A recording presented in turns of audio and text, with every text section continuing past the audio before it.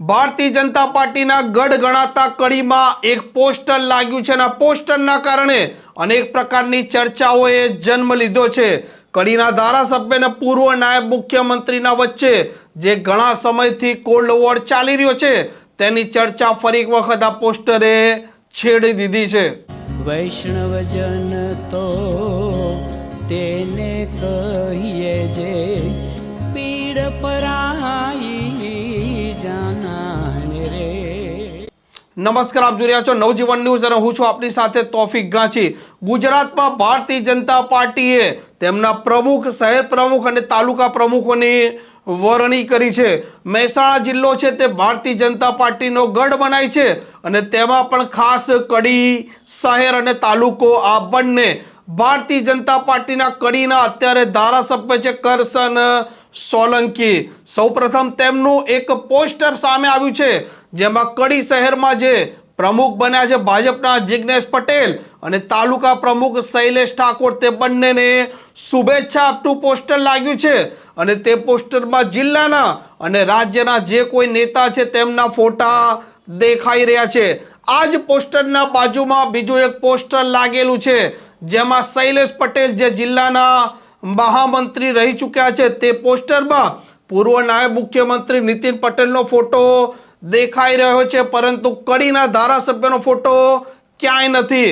જિલ્લાના જે સંગઠનના હોદ્દેદારો છે તેમનો ફોટો પણ નથી દેખાઈ રહ્યો અને રાજ્યના નેતાનો પણ ફોટો નથી દેખાઈ રહ્યો। આવી ચર્ચાઓ હાલ કડીમાં જોર પકડી રહ્યું છે કે લાંબા સમયથી કરશન સોલંકી જે ભારતીય જનતા પાર્ટીના ધારાસભ્ય છે અને પૂર્વ નાયબ મુખ્યમંત્રી નીતિન પટેલ, આ બંનેના વચ્ચે કોલ્ડ વોર ચાલી રહ્યો છે। આ ચર્ચાઓ ત્યારથી ચાલુ થઈ હતી જ્યારે કડી એપીએમસીની ચૂંટણી યોજાઈ હતી।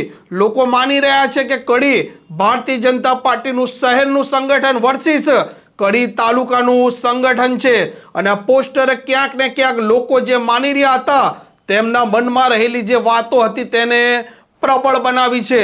આ પોસ્ટરો કડીમાં 7 થી 8 જગ્યાએ લાગ્યા છે। ગઈકાલથી તે લગાવવાના ચાલુ થયા છે અને હજી પણ તે લાગી રહ્યા છે। ભારતીય જનતા પાર્ટી છે તે શિસ્તબદ્ધ ગણાતી પાર્ટી છે અને ભાજપનો ગઢ કડી છે, પરંતુ ક્યાંક ને ક્યાંક આ ભારતીય જનતા પાર્ટીના શિસ્તના લીરે લીરા આ ભાજપના ગઢ કડીમાં ઉડતા દેખાઈ રહ્યા છે।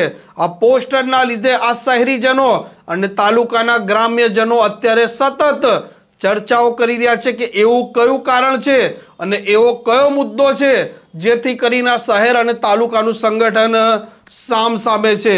હવે આ મામલો તો અત્યારના પ્રદેશ પ્રમુખ CR પાટીલ છે તે ધ્યાને લે ત્યારે જ ખબર પડે કે વાતમાં છે શું। આ પ્રકારના સમાચાર માટે, આ પ્રકારની રાજકીય સ્ટોરી માટે નવજીવન ન્યૂઝ આ ચેનલને જોવાનું અને સબસ્ક્રાઇબ કરવાનું ભૂલતા નહીં। નમસ્કાર।